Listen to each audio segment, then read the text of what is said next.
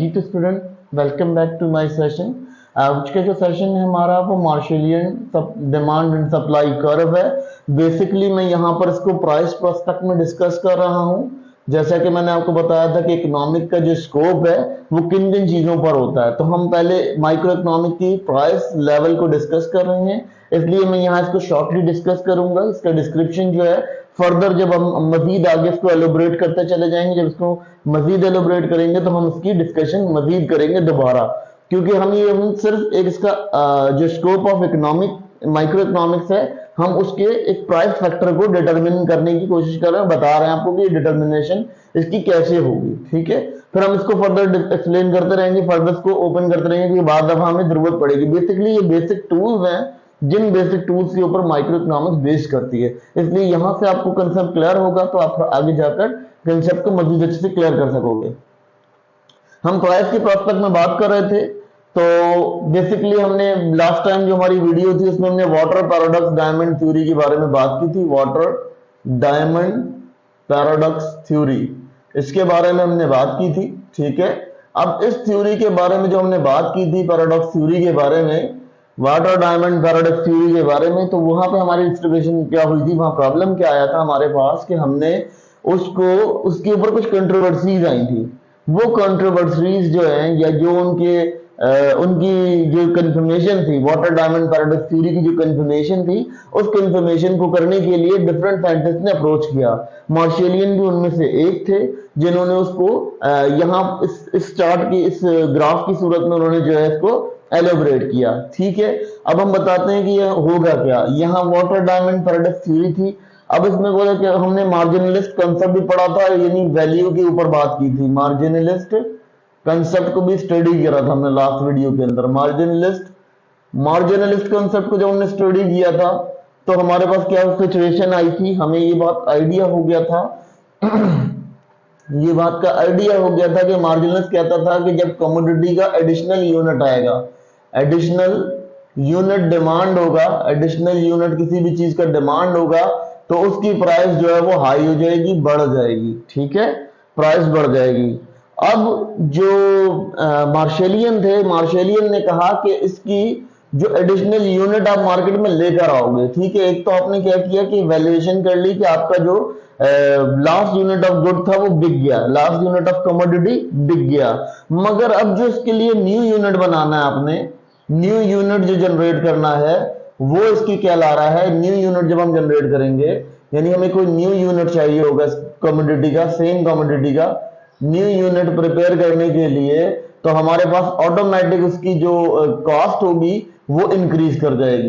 ठीक है, जिसको वो क्या कहते हैं, जिसको वो मार्जिनलिस्ट कॉस्ट कहते हैं, मार्जिनलिस्ट कॉस्ट कहते हैं। ठीक है जी, अब मार्जिनलिस्ट कॉस्ट कहते हैं। अब उनका कॉल क्या है, वो ये कहते हैं कि जी अगर एक कमोडिटी का लास्ट आइटम बिक गया, ठीक है, तो जो अवाम है या जो लोग हैं वो इस काबिल हो गए हैं कि वो इस चीज को स्टडी कर सकें और इस चीज को देख सकें कि उनके मुल्क में जब ये कमोडिटी बिक चुकी है तो वो नई प्राइस के ऊपर से परचेज करने के लिए तैयार होंगे। तो जो प्रोड्यूसर होगा, जो प्रोड्यूस कर रहा होगा चीजों को, जब वो बेच चुका होगा तो ऑलमोस्ट उसे नई प्राइस बनाने के लिए एक नई कीमत का सामना करना होगा, क्योंकि महंगाई उसके लिए भी बढ़ रही होगी, इंक्रीज हो रही होगी। तो जब उसकी वैल्यूएशन, यानी इसको हम कहते हैं वैल्यूएशन, हमारी डिमांड, जो हमारी मार्जिनल वैल्यूएशन थी उसको हम डिमांड रख लेते हैं, मार्जिनल वैल्यूएशन। ठीक है, उसको हम डिमांड रख लेते हैं, मार्जिनल वैल्यूएशन, मार्जिनल वैल्यूएशन जो है वो हमारी डिमांड हो जाएगी। मार्जिनल वैल्यूएशन हमारी डिमांड हो जाएगी। ठीक है जी, वैल्यूएशन हमारी डिमांड हो जाएगी और मार्जिनल कॉस्ट हमारी जो सप्लाई साइड हो जाएगी, मार्जिनल कॉस्ट हमारी सप्लाई साइड हो जाएगी। ठीक है जी, सप्लाई साइड हो जाएगी। अब हमारे पास क्या आया, मार्जिनल कॉस्ट, मार्जिनल कॉस्ट और मार्जिनल वैल्यूएशन, यानी डिमांड, इसको हम डिमांड कह देते हैं। ठीक है जी, ये डिमांड हो गई, ये हमारा हो गया सप्लाई। ठीक है जी, जिसको हमने सप्लाई कंसिडर कर लिया, ये हमारी डिमांड हो गई, ये हमारी सप्लाई हो गई। मार्जिनल वैल्यूएशन क्या है कि मार्केट में किसी गुड्स का आखिरी आइटम तक सोल्ड हो जाए। ठीक है, तो उस आइटम का जब सोल्ड हो जाएगा तो वो वेरी नेक्स्ट आइटम के अंदर जब वो आएगा, जब नया कॉस्ट बनकर आएगा, तो उसकी कॉस्ट के ऊपर जो खरीदार होगा वो इसलिए तैयार होगा कि वो नई कॉस्ट पर भी उसे परचेज कर सके, ठीक है, और वो उस जैसी कई कमोडिटीज को परचेज कर सके, ठीक है। तो उनके अकॉर्डिंग ये चीज थी कि अगर सेलर कोई चीज प्रोड्यूस करता है, उसका लास्ट यूनिट ऑफ गुड्स बेच देता है, तो उस यूनिट गुड्स का जो प्राइस होगा, वेरी नेक्स्ट प्राइस जो होगा, वो हमारे पास बढ़कर मिलेगा, ठीक है। वो उस वजह से उन्होंने कहा कि प्राइस जो है वो बढ़ती चली जाएगी, इंक्रीज करती चली जाएगी। अब देखिए, इन्होंने कहा कि अगर हमारे पास ये होगा कि हमारे पास जितने भी हम प्रोड्यूस करेंगे वो गुड्स मार्केट में सेल आउट हो जाएंगी, तो हम क्या करेंगे, हमारा जो सप्लाई कर्व होगा ये पॉजिटिवली रिएक्ट करेगा, ठीक है।